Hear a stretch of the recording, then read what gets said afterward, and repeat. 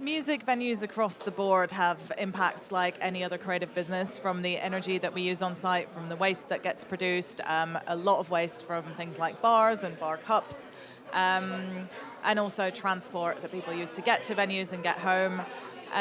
We're not an industry that has a huge carbon footprint in comparison to, say, some manufacturing industries, but what we do have is a huge people footprint. And we believe very, very strongly that the way that we run these businesses impacts directly on how audiences feel about the environment and about sustainability.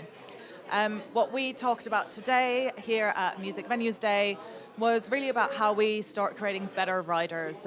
There is a huge challenge about possibly expectations for riders not always being realistic, and also the levels of waste that exist backstage sometimes, whether that's food that doesn't get eaten, whether it's plastic bottled water that seems to be ubiquitous across the industry and actually didn't used to be.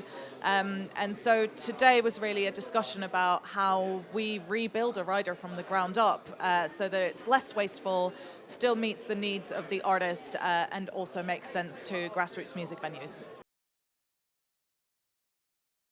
Coming from a sustainability perspective, what we have seen in the past few years is a lot of funding for things like energy efficiency being cut or disappearing overnight, and we know that things like that, those types of investments can be really, really challenging for small venues, whether that's installing new boilers or investing in reusable plastic cups. Sometimes the upfront cash just isn't there.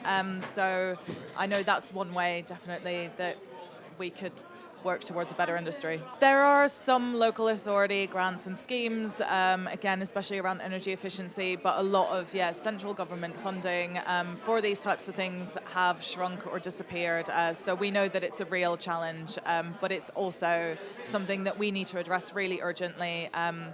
A recent report reiterated that we have about 12 years to take decisive action and prevent climate breakdown. So it's something that we should all be thinking about amongst all our other challenges that we're facing.